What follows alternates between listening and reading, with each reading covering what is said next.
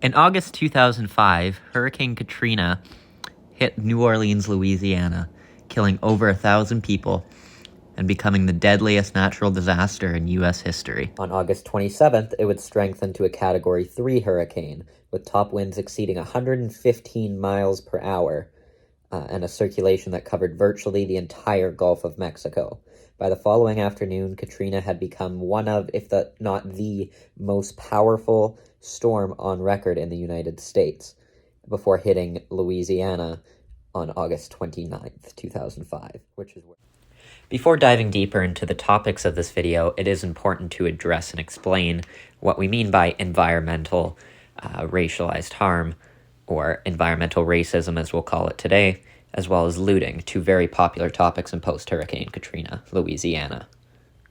While environmental racism can be applied to the intentional placing of an unwanted or dangerous thing into an area with a high ethnic or minority population, in this case African Americans, it can also debatably the placement be of used African to Americans in a more vulnerable place in New Orleans to things like flooding or, in this case, hurricanes. And looting is seen as the act of stealing or taking goods, typically in the midst of a social crisis such as a natural disaster, where law and civil enforcement are typically or temporarily ineffective. Now, when the original residents of New Orleans settled on the high ground along the Mississippi River back in the 1700s, they were in a good place where if a hurricane like Katrina were to hit, they wouldn't be nearly as affected as if they had settled on the lower grounds. When slavery would be abolished, many African American people would begin moving into Louisiana, as well as New Orleans, most notably the lower 9th Ward, which will be a main focus in today's conversation, which at the time of Hurricane Katrina had a homeowner rate of 98% people of African American descent. At its lowest point, the neighborhood is 4 feet below sea level, making this one of the most devastated areas by the storm. In 5 minutes, the water rose up to 15 meters in certain places, and in an area riddled with poverty and homelessness, it became very difficult for those people to have evacuated when the evacuation warning was put out the day before, leaving thousands of people stranded and fighting for their lives. This would also be the last area of the city to regain power, water, and its services restored, and the very last to be pumped dry. The flood wall protecting the lower 9th Ward had been knocked down very early on by a runaway barge cut loose by the storm. The lower 9th Ward would continue to struggle to repopulate even after the hurricane, with 5 years after the devastation, the area still remaining a desolate place with no infrastructure, few businesses, and less than a quarter of residents returning home, seeing a population decline from 14,000 all the way down to only about 4,000.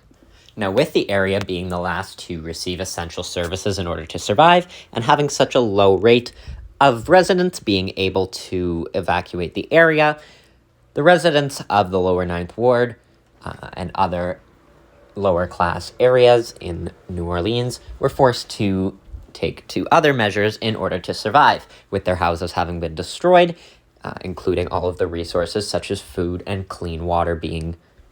taken away by the storm. They were forced to find alternate ways to get that food, since they weren't getting it through local services. This is what led to the rumors of the extreme and dangerous looting. This led to the media creating many narratives surrounding the people who had stayed back from the hurricanes, including a spree of looting, shootings, violence, and murder. However, these reports have since been widely discredited and seen as exaggerated by the media for clicks, as they very often do. However, at the time of the narratives being that there were an increase of looting, they did increase the population of police in the area, and police, instead of being told to help these residents out and provide them with the necessities to survive, were instead told by authorities to shoot looters. This led to many conflicts between African American residents and police, as well as a lot of outcry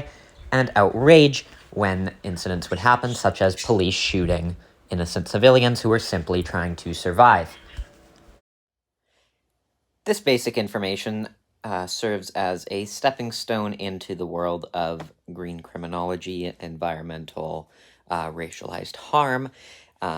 regarding post Hurricane Katrina, Louisiana, and highlights the issues, specifically the issues regarding how the city itself was designed and the poor situation that African Americans were put into due to the planning of the city, as well as the way that post-hurricane was handled by the city itself in terms of A, distributing resources, and B, dealing with crime.